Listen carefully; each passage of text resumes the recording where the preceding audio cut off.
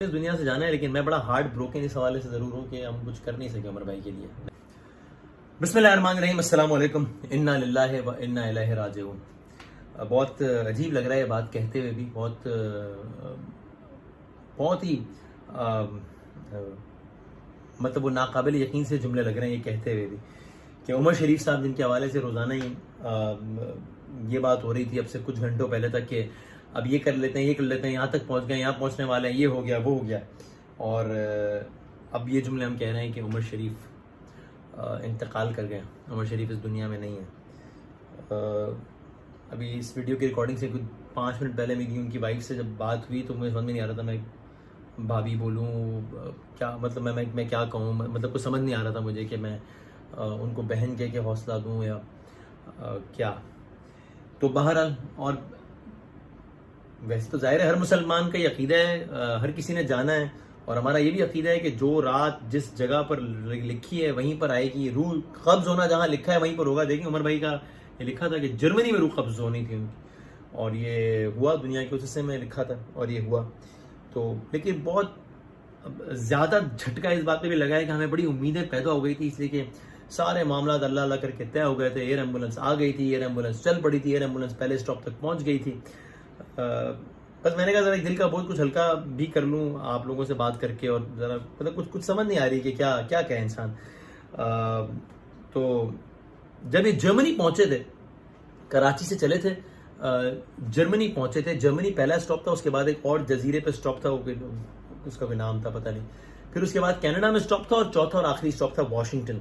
तो जब जर्मनी पहुंचे हैं कराची से चल के तकरीबन 7 घंटे की मुसाफत तय करके, तब मुझे भाभी ने बताया, जरी गजल साहिबा ने, कि तबीयत ज़रा सी नासाज हुई उमर शरीफ साहब की। मैं परेशान होने लगा, परेशानी की ज़्यादा बात नहीं है, डॉक्टर्स भी इतना परेशान नहीं है, बस वो कह रहे हैं कि जर्मनी में हमने वैसे भी रुकना तो था ही और रिफिलिंग वगैरह करनी थी।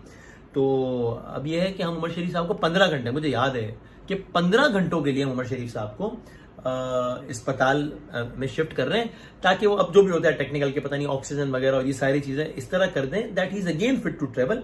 और उसके बाद कुछ घंटों की मुसाफत है, शायद उन्होंने 7-8 घंटे का या पता नहीं क्या, कि बस फिर तो हम अमेरिका में होंगे, हॉस्पिटल में होंगे इंशाल्लाह। वो पहले कहा उन्होंने 15 घंटे, फिर वो 15 घंटे से वो बढ़ गए, वो हो गए 24 घंटे, फिर बढ़ता ही चला गया मामला जर्मनी में, यहाँ तक कि वो नौबत डायलिसिस की आई और जर्मनी की मकामी अस्पताल में इंतकाल कर गए उमर शरीफ साहब। ये मामला शुरू उस वक्त हुआ इनकी सेहत के हवाले से कि आज से तकरीबन कुछ दिनों पहले तक, कुछ दिनों पहले की बात है, भाभी ने मुझे फ़ोन किया एकदम बहुत रोते हुए, जनी गजल साहिबा ने, कि उमर की तबीयत बहुत ख़राब है, वो आखान अस्पताल में है कराची में, और वो कह रहे हैं कि जी मैं चाहता हूँ मेरा पैगाम इमरान खान साहब तक पहुँचा दे। और भाभी ने मुझे कहा कि वसीम भाई, और उन्होंने दूसरा नाम आपका लिया, उन्होंने आपको याद किया, वसीम को बुलाओ, वसीम करेगा कुछ। तो मैं पहुँचा, मैं उसी वक्त सो के उठा था, मैंने कहा भाभी आप कहाँ हैं, क्या है, मैं पहुँचा वहाँ पे। उसके बाद फिर हम वहाँ पे उनसे मुलाकात हुई, फिर डॉक्टर्स ने अहले खाना से बात की, चूँकि वो कहते हैं जनाब कि हम अहले खाना के अलावा किसी को ज़्यादा डिटेल्स नहीं दे सकते। मैं कहा बिल्कुल ठीक है। तो डॉक्टर्स ने बताया कि भाई उनके वॉल्व की ब्लीडिंग का इशू है, और इसके लिए एक प्रोसेस होता है, वो क्लिपिंग कहलाता है। वो दुनिया की 3 जगहों पर हो सकता है, या जर्मनी में, या सऊदी अरब में, या अमेरिका में। फैमिली की ख्वाहिश थी कि काम अमेरिका में हो, इसलिए कि अमेरिका में उमर शरीफ साहब जाते भी रहते हैं, तो वो कुछ अस्पतालों वगैरह से आ गई भी थी फैमिली की, कुछ वहां पे डॉक्टर्स से भी आ गई थी, डॉक्टर तारिक शहाब साहब से भी वाबस्तगी थी फैमिली की, अपना एक डॉक्टर्स की एसोसिएशन हुआ। तो उनका कहना था कि अगर हम सऊदी अरब या कहीं जाएंगे तो वहां पूरा एक प्रोसेस शुरू करना पड़ेगा कि सऊदी अरब का कौन सा अस्पताल, कौन सा डॉक्टर, ये सारा कुछ। यही काम अमेरिका में हो जाएगा तो हमें सब पता है, वहां पे लोग हैं जो टेक केयर कर लेंगे चीजों की, तो एक काम जरा आसान हो जाएगा। तो अमेरिका। अब पहला मसला यह है कि जनाब उनके वीजा के उसूल के लिए क्या किया जाए, जैसे कि वीजा रिसेंटली एक्सपायर हुए थे फैमिली के, और अब अगर इन हालात में कोई अमेरिका के वीजा के लिए अप्लाई करो तो वो एक लंबा काम था। वो वैक्सीनेशन भी नहीं हुई थी उनकी, तो डॉक्टर्स ने कहा कि भाई अभी वैक्सीनेशन करवाएंगे, वैक्सीनेशन का दूसरा, मतलब बहुत सारी चीजें, सब कैसे होगा। तो फिर ये तय हुआ, ये हमने उस वक्त तय किया सारी फैमिली ने, कि इस पे गवर्नमेंट ऑफ पाकिस्तान से रिक्वेस्ट की जाए कि अगर स्टेट लेवल पे जल्द वीजा के उसूल के लिए काविशें की जाएंगी तो शायद ये मामला थोड़ा सा जल्दी हो जाए, और एक दिन कीमती है। मुझे याद है उस दिन डॉक्टर्स ने कहा था कि 15 दिनों में इनको अमेरिका होना है, 15 डेज उनको अमेरिका होना है, वरना गड़बड़ हो जाएगी। और ये भी कहा था कि अगर अमेरिका नहीं हो सकते तो फिर क्या करेंगे, तो डॉक्टर साहब ने कहा कि फिर हम ये करेंगे कि फिर यहाँ पर उनकी ओपन हार्ट सर्जरी करेंगे, जो कि बहुत डेंजरस है, ये डॉक्टर्स ने कहा। उसके बाद फिर पहली रिक्वेस्ट की गई, उस रात को हमने प्रोग्राम किया, उनका वो क्लिप चलाया, और गवर्नमेंट से रिक्वेस्ट की कि आप प्लीज़ वीज़ा के उसूल के लिए मदद कीजिए। अगले रोज़ सुबह प्राइम मिनिस्टर हाउस से मुझे फ़ोन आया, फिर हमने फैमिलीज़ को कनेक्ट करवाया और फिर वहाँ से वीज़ा का सिलसिला शुरू हुआ, जिसके लिए बहुत शुक्रगुजार हैं सब। अगरचे ज़रूर है कि शायद थोड़ा सा और भी तेज़ी से शायद ये काम हो सकता था। शुक्रगुजार हैं, थैंक यू वेरी मच कि बहुत कोशिशें की गई। शायद थोड़ा और जल्दी आता तो और अच्छा होता है, लेकिन मुझे यकीन है कि जितनी एफर्ट हो सकती होगी वो अपनी तरफ से की गई। फिर उसके बाद मैं बहुत शुक्रगुजार हूँ सिंध गवर्नमेंट का। मुर्तज़ा वहाब साहब ने फ़ोन किया, अभी तक कोई अपील नहीं की थी गवर्नमेंट से पैसों वगैरह के हवाले से, और जाहिर है मुझे अंदाजा हो रहा था फैमिली कुछ नहीं कह रही थी और मैं चाहता भी नहीं था कि फैमिली कुछ करे, लेकिन अंदाजा हो रहा था कि देखिए जब एकदम से किसी पर भी बीमारी आ पड़ेगा तो फिर मतलब हर इंसान के अपने खर्चे और अपने एक्सपेंसेस होते हैं सारा। मुर्तज़ा वहाब साहब ने जो है वो ये पैगाम भिजवाया कि वज़ीर आला सिंध ने कहा है कि जो भी सिलसिला होगा वो हम सारा देखेंगे। उन्होंने तो बल्कि कहा कि बस आप अभी कह दीजिए फैमिली को वसीम साहब कि आखिर में वो ज़ेर इलाज है तो सारा खर्चा हम कर लेंगे। मैंने कहा नहीं, ऐसी ज़रूरत नहीं है अभी, अल्हम्दुलिल्लाह आपका बहुत बहुत शुक्रिया कि आपने कहा, लेकिन ज़रूरत नहीं है अभी, बहुत नवाजिश। तो वो फिर वो चीज़ होल्ड पे चली गई। फिर उसके बाद जब वीज़ाज़ के हवाले से काम आगे बढ़ा, फिर ये काम है, डॉक्टर्स ने कहा कि he is not fit to travel via commercial flight. तो फिर उन्होंने एयर एम्बुलेंस के जरिए ट्रैवल करना है। जब एयर एम्बुलेंस के जरिए ट्रैवल करना है तो उसके फिर अपनी कॉस्ट है और वो कॉस्ट ठीक ठाक है, वो मतलब अच्छी खासी कॉस्ट है वो। यानी अभी जिस एयर एम्बुलेंस में गया उसका बिल बना तकरीबन $1,70,000 का। तो फिर मुर्तज़ा वहाब साहब से मैंने कांटेक्ट किया कि सर आपने कहा था कि कोई ज़रूरत हो तो बताइएगा, अब ज़रूरत है, उस वक्त ज़रूरत नहीं थी। वेरी ग्रेटफुल टू हिम कि उन्होंने कहा कि ठीक है हो जाएगा ये काम, और जितना जल्दी सोचा था उससे पहले वो नोटिफिकेशन का इजरा भी हो गया। और यानी ये था कि सिंध गवर्नमेंट के लोगों ने मुझे मतलब फ़ोन कर करके मैं वो हो गया परेशान कि भाई ज़रा ठहरिए। उन्होंने कहा सर बताएं अमाउंट रेडी है, कहाँ डिस्पैच करना है, क्या करना है। हमने कहा कि मैं फैमिली से कनेक्ट कराया था आपको वो सारा कुछ। तो बारह फिर वो पेमेंट हुई एयर एम्बुलेंस की। पेमेंट होने के बाद एयर एम्बुलेंस के अच्छा फिर पेमेंट सिंध गवर्नमेंट ने करनी है बैंक ऑफ अमेरिका के एयर एम्बुलेंस के अकाउंट में, उसका अपना पूरा एक प्रोसेस था, उसमें टाइम लगा।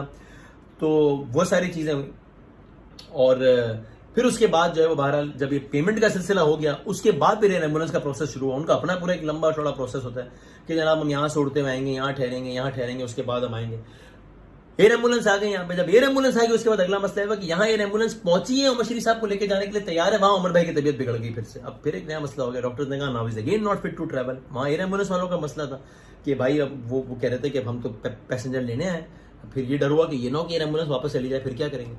इससे पहले ये भी हुआ कि एयर एम्बुलेंस को रोक दिया गया। जब वो टेक ऑफ करने के लिए तैयार थी उनको कहा कि अभी आप रुकिए क्योंकि तबीयत यहाँ ठीक नहीं है। फिर वो यहाँ आ गया बारह। फिर उसके बाद अगले दिन एयर एम्बुलेंस की अमले ने और सबने विजिट किया और सारा कुछ हुआ मामला, और उन्होंने कहा कि हाँ अब चलें, अब फिट टू ट्रैवल है और अब ये काम हो जाएगा इंशाल्लाह। तो फिर वो लेके चले और उसके बाद पहला स्टॉप था जर्मनी में बस वो रुके हैं और उसके बाद की सूरत हाल सारी आपके सामने है।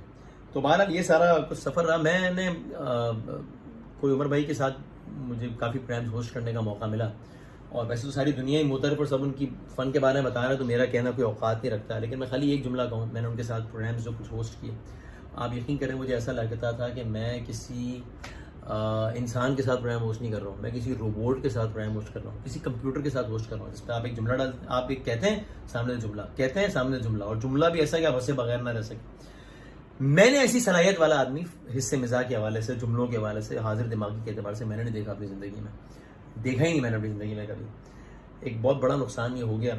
और जिस तरह मैंने कहा कि अभी ये कोई मतलब ब्लेम गेम वाला टाइम नहीं है, बल्कि शुक्रगुजार है फेडरल गवर्नमेंट की वीज़ाज़ के हवाले से, सिंध गवर्नमेंट के फंड्स के हवाले से। जिस तरह आगे मैंने कहा शायद हो सकता है कि जनाब लगता हो कि कहीं कुछ, लेकिन ये कि ओवरऑल शुक्रगुजार है कि स्टेट ने इंटरेस्ट लिया और सारा कुछ।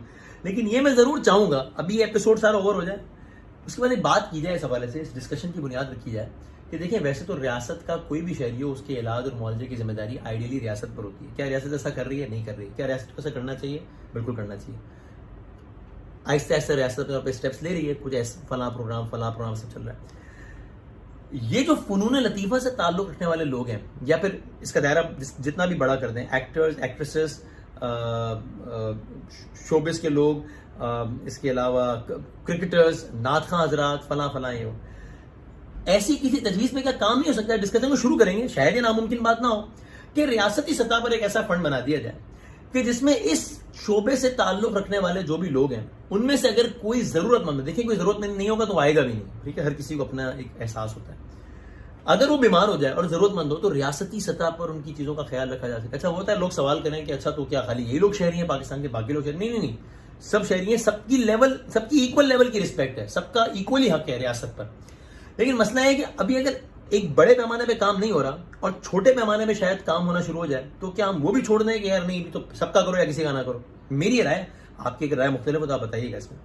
दूसरा एक फर्क ये भी है, सिर्फ इस लिहाज से फर्क है, बाकी सब एक ही दर्जे के इंसान है, सबकी उतनी सब कुछ एक जैसा है, सिर्फ एक फर्क ये है कि क्योंकि इन लोगों की शक्लें आती हैं टेलीविजन में, इनको ज्यादा लोग जानते हैं, तो ये देखें ये एम्बेसडर्स भी होते हैं पाकिस्तान की पूरी दुनिया में, एक। और नंबर दो ये कि पाकिस्तान के अंदर भी जो लोग रहते हैं वो इनको देख के जो ना इंस्पिरेशन लेते हैं। क्या मतलब, जो मेरी राय है, गलत हो सकती है, आप अपना बताइएगा। कि देखिए एक तो ये कि आम पाकिस्तान में रहने वाला बंदा अगर देखेगा ना कि यार फलां बंदे के साथ भी अगर ये हो गया, मैं उमर भाई की बात नहीं कर रहा, वो तो मैं कर चुका ना सारी बात, कि यार फलां बंदा जो इतना मशहूर आर्टिस्ट, इतना मशहूर खिलाड़ी फलां फलां था, वो भी जो है वो इलाज की सहूलियत ना होने की वजह से या पैसे ना होने की वजह से अगर वो इस हालत में दुनिया से चला गया तो हमारा तो कोई पुरसान आ नहीं। एक ये फील। और दूसरा, चूंकि मैंने जिस तरह कहा कि एम्बेसडर होते हैं पूरी दुनिया में, तो जब हम इनकी अच्छी एग्जाम्पल सेट करेंगे तो दुनिया वालों को पता होगा किसी और आदमी का जिसकी, अगेन मैं फिर कह रहा हूं भाई कि इक्वल लेवल में रिस्पेक्ट है, ये नहीं कि वो अहम नहीं और ये अहम है, बिल्कुल भी मैं नहीं कह रहा, ठीक है, बार बार दोहरा रहा हूं। लेकिन कोई और आदमी अगर चला जाएगा इस दुनिया से तो वो भी उतना ही गलत है, रियासत का गुनाह है वो, ठीक है, गुनाह है वो। लेकिन एक ऐसा आदमी जाएगा जिसको सब जानते हो तो एक तशख्खुस भी खराब होगा कि यार इस रियासत ने, इस मुल्क ने ऐसे आदमी का ख्याल नहीं रखा, तो इस मुल्क में तो लोगों की कोई इज्जत ही नहीं होती होगी। तो मुझे लगता है इस पर बात होनी चाहिए। खाली मैंने इनिशियल बात की है, बाकी मेरे वजह से बात होनी चाहिए और इस पर इकदाम भी होने चाहिए। हम इस डिबेट का आगाज़ करेंगे, आप लोग अपनी राय दीजिएगा इस पर। बाकी उमर शरीफ साहब को अपनी दुआ में याद रखिएगा। मेरी जब उनसे आखिरी मुलाकात हुई अमेरिका रवानगी से कबल, लेटे हुए थे और बड़े गुरूरगी के आलम में थे, बार बार सो रहे थे, अंडर हैवी इन्फ्लुएंस थे, तो मैंने ज़्यादा लंबी बात नहीं की, मैंने कहा आप सोएं। तो बस मुझे याद है, अब मुझे अफसोस भी हो रहा है, मैंने उस वक्त कोई तस्वीर वगैरह ऐसे नहीं ली कि कोई मीडिया पे तो रिलीज़ नहीं करनी थी, ज़ाहिर है मुझे तस्वीर, लेकिन मैंने सोचा कि यादों के हवाले से, लेकिन मैंने कहा नहीं, अब ये वो अच्छी यादों में तस्वीरें लेंगे, वो ली होती तो एक याद रह जाती। तो बहरहाल मैं कब्र में गया, मैंने इस तरह से अपने कहा कि अस्सलाम वालेकुम उस्ताद, खैरियत से ठीक ठाक? मैंने कहा बस अमेरिका की तैयारी करें, आप पहुँचे, बस मैं भी आ रहा हूँ अमेरिका, और ठीक हो जाए तो फिर अमेरिका में ना किसी अच्छी जगह बैठ के कॉफ़ी पियेंगे। उन्होंने एक वहाँ की कैफ़े का नाम लिया अपने, हालांकि बड़ी खस्तगी थी, उन्होंने कहा यार फला कैफ़े जो है ना बहुत अच्छी कॉफ़ी बनाते हैं, वहाँ पियेंगे कॉफ़ी इंशाल्लाह मिल के। तो ये आखिरी मुलाकात और आखिरी याद ये है। और अब से कुछ देर पहले, इस वीडियो की रिकॉर्डिंग से पहले, उनकी वाइफ का मुझे ये मैसेज आया, तो मैं बहुत अफसुर्दा हुआ मैसेज देख के। उन्होंने कहा वसीम भाई ये आखिरी काम है उम्र के हवाले से मैं आपसे कह रही हूँ। वो ये कि उनकी ख्वाहिश थी कि उनकी तदफीन हो हज़रत अब्दुल्ला शाह गाजी के मज़ार के अहाते में। मैंने सिंध गवर्नमेंट से रिक्वेस्ट की है, देखें इस पर क्या होता है इंशाल्लाह। तो बाकी सबने दुनिया से जाना है, लेकिन मैं बड़ा हार्ड ब्रोकन इस हवाले से ज़रूर हूँ कि हम कुछ कर नहीं सके उमर भाई के लिए, मैं या कोई, क्योंकि बड़ी मतलब कर तो उस वक्त सकते हैं ना कि जब वो बच जाते तो कुछ तो बस। लेकिन अल्लाह ताला के काम है और अल्लाह ताला उनकी आगे की मनाजिल आसान करें इंशाल्लाह। और आप सबसे गुजारिश है उमर शरीफ साहब को अपनी दुआ में बहुत याद रखिएगा। बहुत शुक्रिया फेडरल गवर्नमेंट, सिंध गवर्नमेंट का, सिविल एविएशन का, जिन्होंने इतने ज़बरदस्त प्रोटोकॉल के साथ रवाना किया, और सबका बहुत बहुत शुक्रिया। और अल्लाह करे कि हम आगे अपने लेजेंड का इसी तरह बल्कि इससे ज़्यादा बेहतर ख्याल रख सकें इंशाल्लाह। अल्लाह हाफ़िज़।